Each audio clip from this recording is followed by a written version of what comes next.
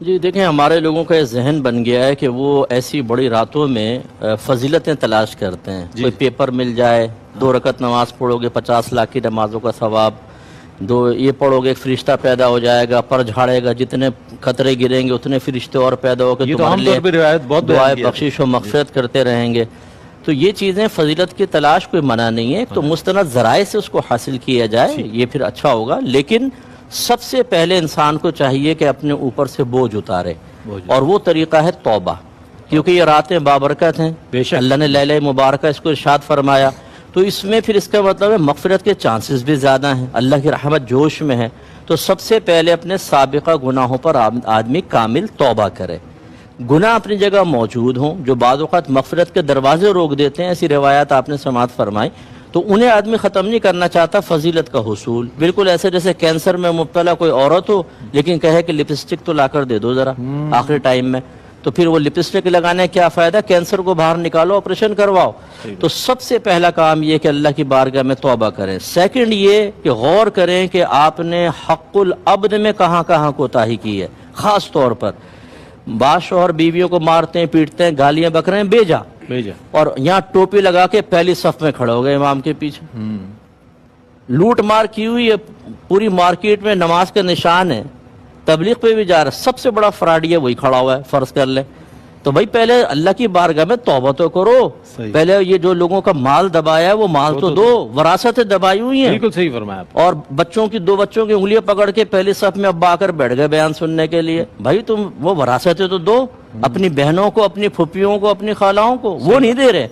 یہ ہمارے ہاں بہت بڑا وہ ہے قصور کہ ہم اپنے احتساب سے غافل ہو کر اور پھر ہم فضیلتوں کی تلاش میں نکل جاتے ہیں. دوسری چیز یہ کہ حق العبد کو فوراً دیں.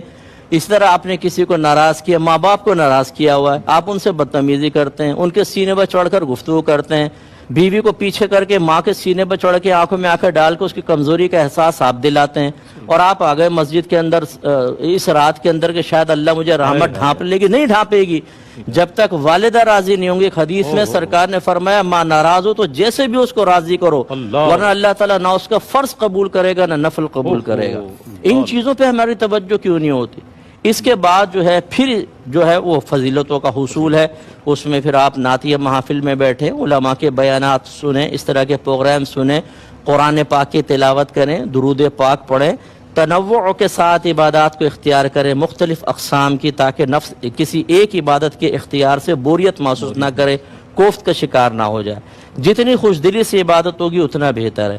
بہتر یہ ہوتا ہے کہ مغرب کے بعد تھوڑی دیر سو جائے آدمی، افطار کر کے سو جائے، پھر اٹھ کے جب تراویح وغیرہ پڑھ کے چاقو چبند ہو کے پوری رات عبادت. ہمارے یہاں بعض وقت یہ بھی ہوتا ہے کہ مسجد میں بیٹھے ہوئے ہیں وہیں پلٹی ہو گئے، اب وہاں پہ وہی فضیلتیں چل رہی ہیں، نوافل چل رہے ہیں، وہ باہر خراٹے لے رہا ہے. پھر وہ اٹھ کے کہتا ہے چلو کوئی بات نہیں، مسجد میں رات گزار لی، بڑی بات ہے. بھائی بڑی بات تو ہے، تمہاری عظمت کو سلام، لیکن اس مبارک رات میں آپ نے لیٹ کے گزار دی. نبی کریم نے فرمایا کہ من حرم فیہا فقد حرم، جو اس رات میں محروم کیا گیا وہ یقیناً محروم کیا گیا.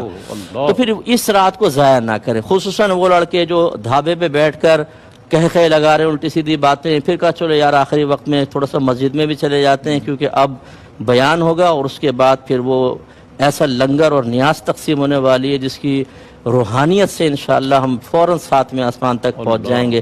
یہ بھی لوگوں کا ذہن بنا ہوا ہے، نیاز کھاؤ اندر بابرکت ہو جائے گا. یقیناً ہوگا، اس کا میں انکار نہیں کرتا ہوں، لیکن بھائی تم پوری رات باہر بیٹھے رہے، فٹ پاتھ پہ دوستوں سے باتیں کرو، یہ چیزیں نہ کریں، ضائع نہ کریں. امام غزالی نے اسی لیے فرمایا کہ گناہگار کے لیے بہتر ہے کہ وہ سو جائے، کہ جب تک سوتا رہے گا گناہ سے تو بچا رہے گا. تو بس یہ تمام چیزیں. اچھا ہماری بہنیں بھی یہ نہیں کہ وہ تسبیح پڑھ رہی ہیں اور پروگرام بھی دیکھ رہی ہیں، یکسوئی سے ایک عبادت کی طرف آئیں. پہلے پروگرام دیکھ لیں، کوئی اچھا معلوماتی ہے تو پھر تسبیحات کی طرف آئیں، درود پاک کی طرف آئیں. اور خدا را جو آپس سے گھر کے جھگڑے کیے ہیں، آخری باتیں بس یہ ان ساسوں سے میری گزارش ہے جنہوں نے بہوؤں پر ڈرون اٹیک کیے ہیں، اور ان بہوؤں سے میری گزارش ہے جنہوں نے چھپ کر تیر کے وار ساسوں کے اوپر کیے ہوئے ہیں، ایک دوسرے سے معافی مانگ لیں پیار محبت سے. یہ رات دل میں کینہ رکھنے والے کے لیے ہو سکتا ہے باعث مغفرت نہ ہو سکے. دلوں سے کینہ نکال دیں، پیار محبت کا ماحول بنائیں.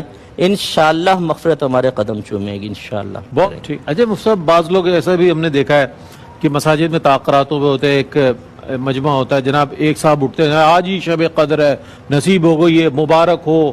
اس طریقے سے بھی وہ پھر وہ جناب وہی شاہ صاحب معتبر کہلاتے ہیں، انہوں نے کہہ دیا آج شب قدر ہے، جناب لوگ بے فکر ہو جاتے ہیں ہمیں نصیب ہو گئی. بشارتوں کا بڑا سلسلہ ہے، جن میں سے سے 97 ناکام ہوتی ہیں، 3 کامیاب ہو جاتی ہیں. لیکن وہ پیر صاحب کو وہ مرید وہی اٹھا لیتے ہیں 3 کے، وہی مرید پیر صاحب نے پہلے کہہ دیا تھا.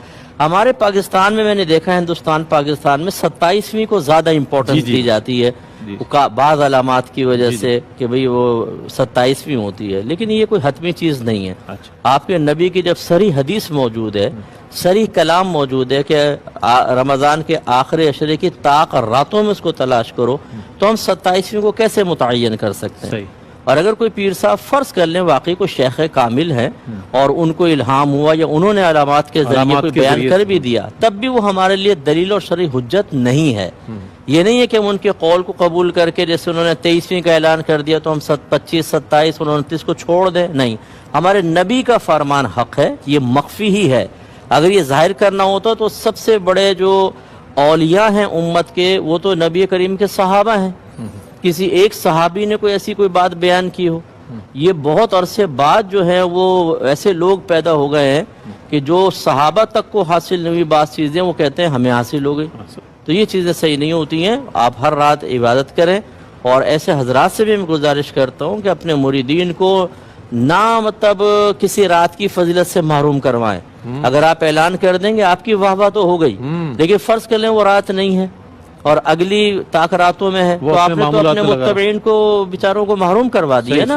اس کا وبال کس پر ہوگا؟ جس کے دل میں خوف خدا ہوگا نا، وہ کبھی ایسی حرکت نہیں کرے گا.